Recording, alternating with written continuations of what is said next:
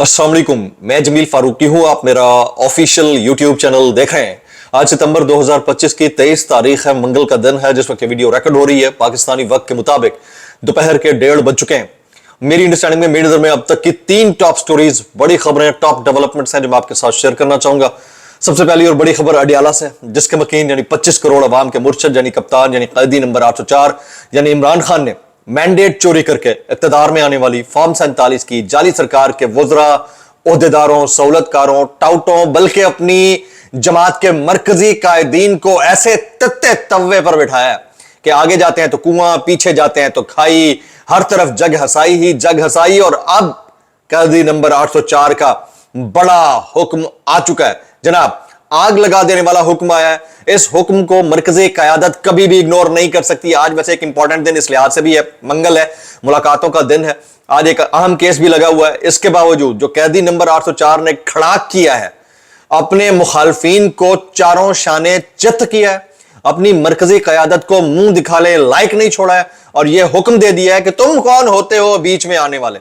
उसकी डिटेल्स, उसकी तफसीलात क्या रहेंगी वो मैंने आपके साथ शेयर करनी है। इसके अलावा हाल ही में कैंसर को लेकर एक वीडियो बड़ी वायरल हुई। मैं आपको अपना जाती एक्सपीरियंस बता रहा हूं, यह बहुत इंपॉर्टेंट है तमाम लोगों की अवेयरनेस के लिए। वो वीडियो इतनी वायरल हुई कि हर बंदा होप लेकर बैठ गया। होप बड़ी अच्छी चीज होती है, लेकिन मिसगाइड नहीं करना चाहिए। तो कुछ डिटेल्स मेरे पास ऐसी आ रही हैं, पंजाब गवर्नमेंट के म्यो हॉस्पिटल के अंदर एक अदद जो मशीन लाने के मामले की, वो मैं रियल पिक्चर आपके सामने रखूंगा। मेरा अपना एक्सपीरियंस है, वहां जाकर कुछ मेरे जानने वाले अजीज दोस्त थे, उनको दिखाना था क्योंकि होप इतनी बड़ी थी।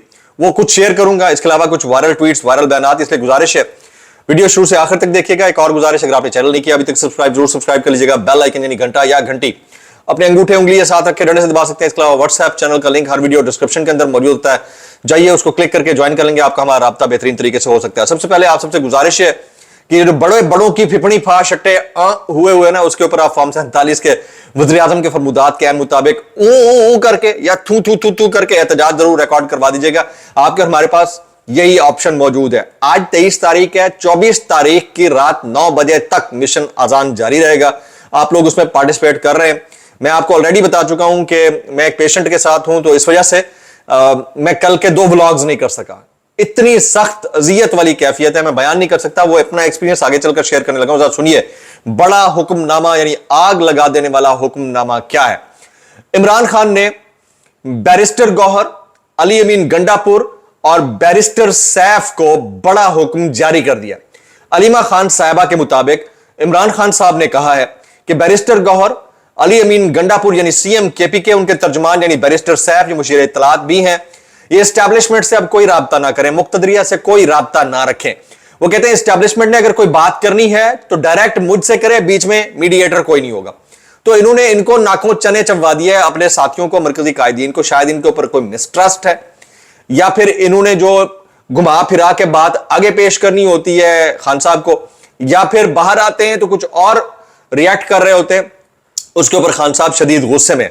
खान साहब ने मजीद क्या कहा है, यह आग लगा देने वाला हुक्म इसलिए है क्योंकि इससे पहले अपने तई अली अमीन गंडापुर साहब ये समझ बैठे थे कि वही सोल मीडिएटर हैं और वही मसले को खुद रिजॉल्व करेंगे, या यही बैरिस्टर साहब या बैरिस्टर गौहर ने समझ लिया था। अब बैरिस्टर गौहर जैसे बंदे का मिशन अजान या मिशन नूर के ऊपर कमेंट अगर ये हो कि पता नहीं है किसने शुरू किया, हमें तो पता ही नहीं है, तो फिर वो नूरुल हक कादरी साहब का वो स्टेटमेंट पढ़ना भूल गए हैं जिन्होंने अजान के मामले के ऊपर इसे हुक्म अज़ा का नाम देते हुए कहा कि आप खातमुन नबीयीन सल्लल्लाहु अलैहि वसल्लम, रसूल सल्लल्लाहु अलैहि वसल्लम के ऊपर दरूद पढ़ें, उसके बाद अजान दें, कोई फर्क नहीं पड़ता।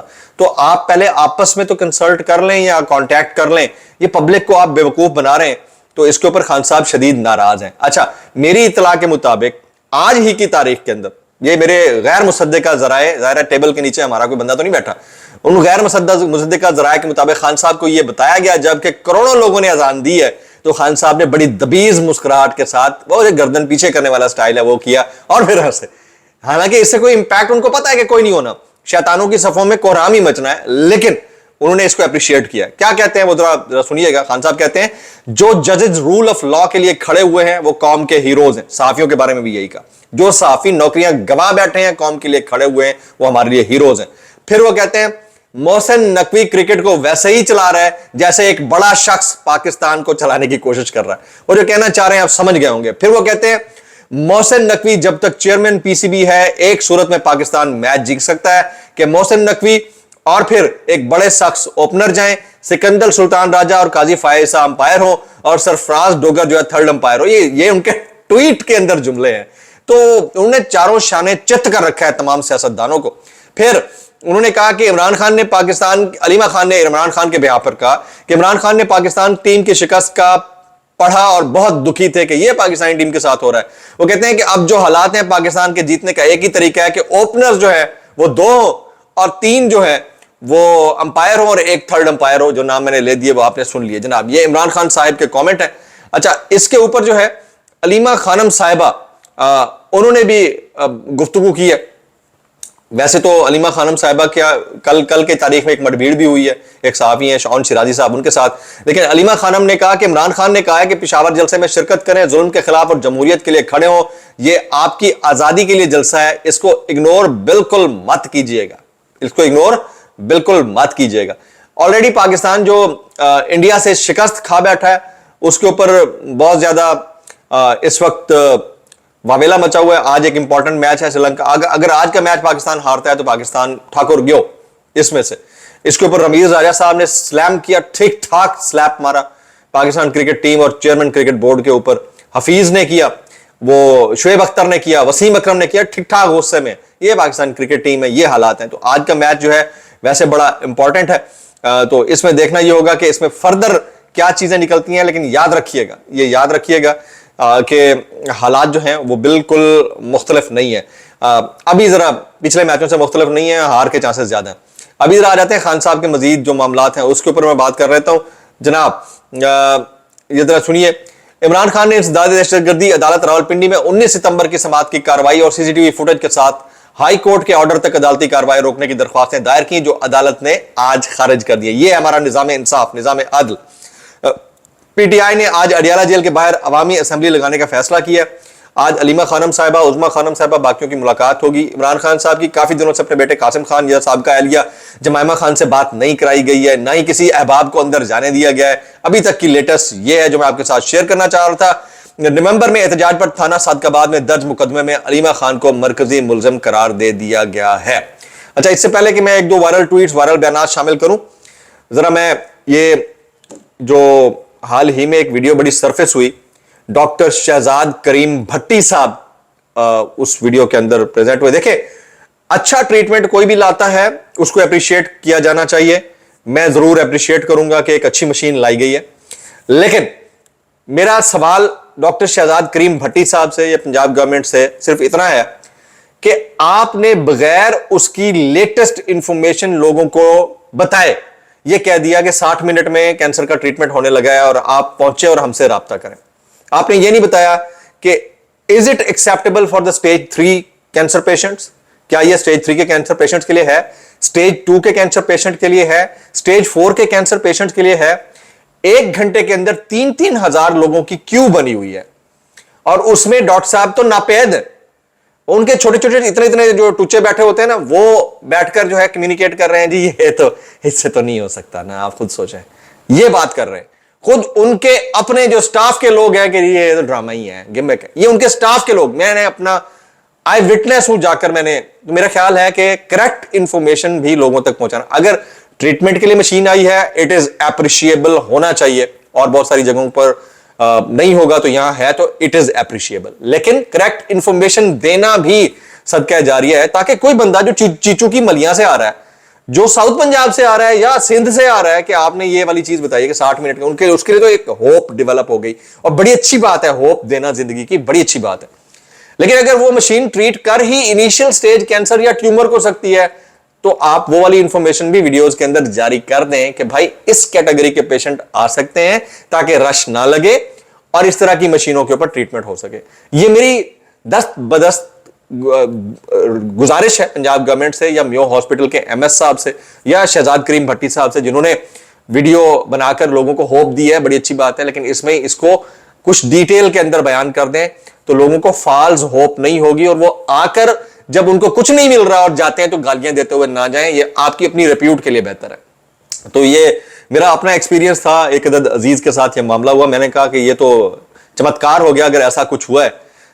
तो ये फर्स्ट हैंड इंफॉर्मेशन, इसमें शाकिर महमूद अवान साहब मेरे साथ थे, 3-4 और जर्नलिस्ट थे।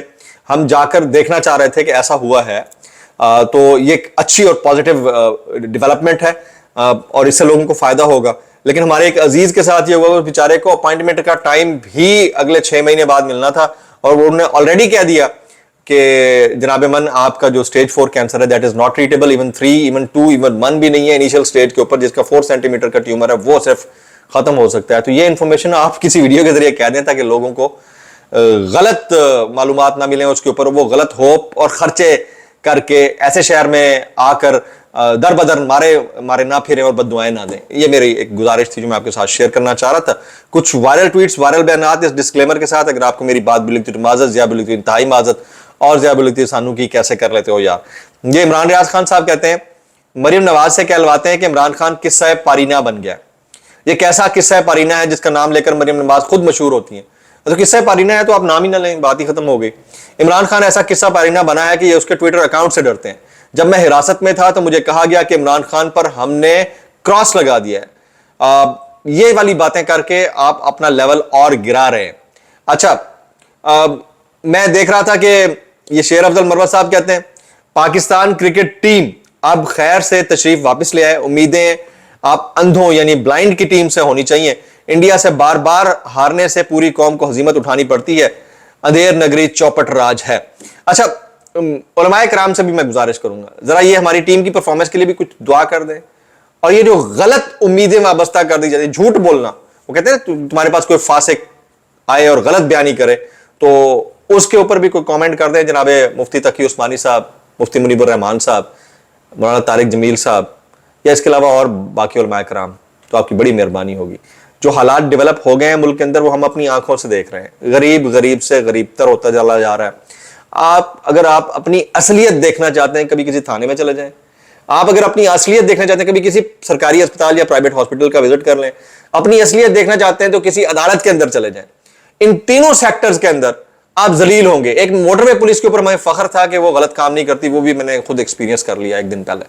तो ये हालात हैं। इन हालात के अंदर आप क्या लोगों को चकाचौंध दिखाए जा रहे हैं, उनकी आंखों को खीरा करने की बातें कर रहे हैं। आपको शर्म से डूब मरना चाहिए। हालात की रियल पिक्चर जो है वो जर्नलिस्ट दिखाते थे, उनका भी मुंह बंद कर दिया गया है कि कहीं आप ना सच बोल दें। तो बहरहाल जो अच्छा काम करेगा उसकी अप्रिसिएशन, जहां गलत बयानी होगी वहां हम आपके साथ शेयर किया करेंगे चीजें। व्लॉग्स इतना ही, दुआ में याद रखें। अस्सलाम वालेकुम व रहमतुल्लाहि व बरकातहू।